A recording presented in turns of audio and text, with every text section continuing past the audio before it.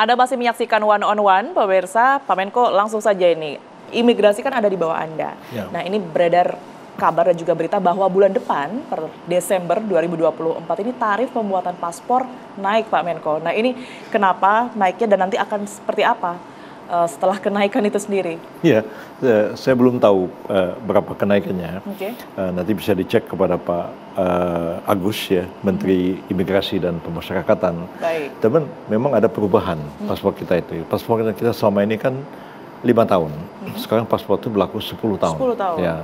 Jadi mungkin karena itu ada kos tertentu, lebih gitu ya? Ada biaya cetaknya dan lain-lain, lalu kemudian ada kenaikan.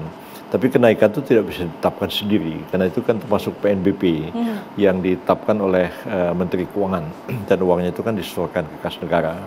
Tapi pemerintah kita kan sebenarnya banyak sekali membuat kebijakan baru di bidang keimigrasian ini, termasuk Golden Visa yang dirumuskan pada masa Pak Jokowi. Tentu kita akan kaji ulang untuk plus minusnya di mana begitu ya. Kalau baik ya kita teruskan, kalau kurang baik ya kita perbaiki mana aspek lemahnya. Betul di Desember ya Pak Menko ya? Di Desember sudah mulai berlaku kenaikan tersebut kah? 10 tahun, sekarang sudah berlaku.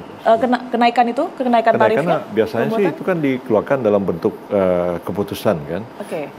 Keputusan Menteri, kalau dulu Menteri Hukum dan HAM, kalau Menteri Imigrasi. Tapi itu setelah disetujui oleh Menteri Keuangan, dan itu termasuk PNBP jenis apa nanti saya mungkin sudah berubah ya. Pada waktu saya jadi Menteri tahun-tahun 2000 itu memang Dirjen Imigrasi masih di bawah saya, dan saya tahu berapa menetapkan tarif, dan itu ada yang disetorkan ke negara dan dikembalikan lagi untuk dipergunakan oleh kementerian. Kalau sekarang ini saya masih belum tahu tentang hal itu. Baik, termasuk kapan diberlakukannya kenaikan tersebut? Iya, belum tahu saya. Okay. Tapi memang terjadi perubahan, buku paspor kita itu lebih tebal dan kualitasnya juga lebih baik, jadi lebih sulit untuk dipalsukan, dan keberlakuannya itu dari 5 jadi 10 tahun. Mungkin dengan itu terjadi peningkatan biaya pengurusan paspor.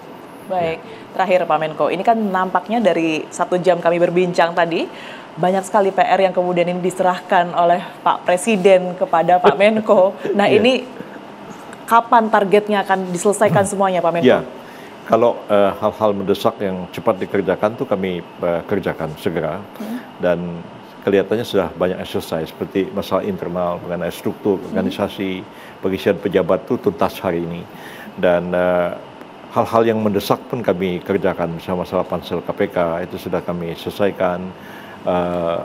Masalah-masalah lain terkait dengan penyusun prolegnas itu juga kami lanjutkan, sehingga nanti pada bulan Januari kita sudah mempunyai satu program yang sama dengan DPR, apa yang harus kita utamakan untuk kita bahas dalam pembahasan rancangan undang-undang. Begitu juga program aksi di bidang HAM itu juga sedang kita rumuskan sekarang ini.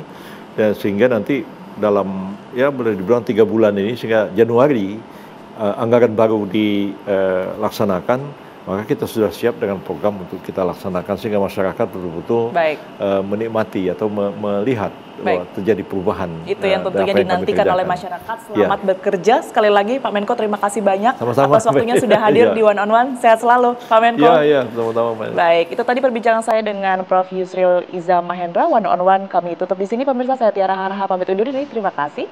Sampai jumpa.